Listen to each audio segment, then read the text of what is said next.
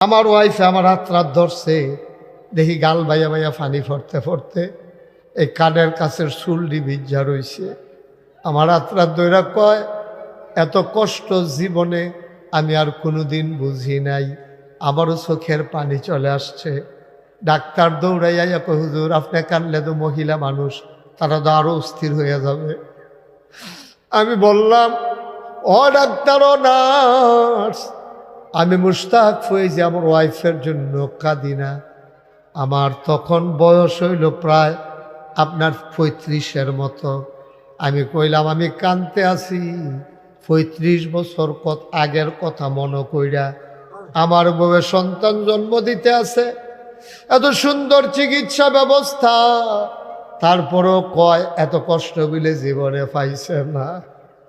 35 বছর আগে আমার মা সেই দিন আমারে জন্ম দিছে। এই দিন আমার মার জানি কত কষ্ট হইছে।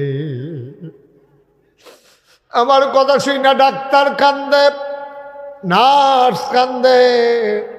ডাক দেখো হুজুর, কত জীবনে অপারেশন করলাম, বাচ্চা খালাস করলাম, কোনোদিন আম্মার কথা মনে পড়ছে না, আম্মার কথা মনে পড়ছে না। হুজুর আপনি তো একবারে আসল কথা মনে কইরা দিচ্ছেন। এখন দেখি ডাক্তারও কান্দে, নার্সও কান্দে।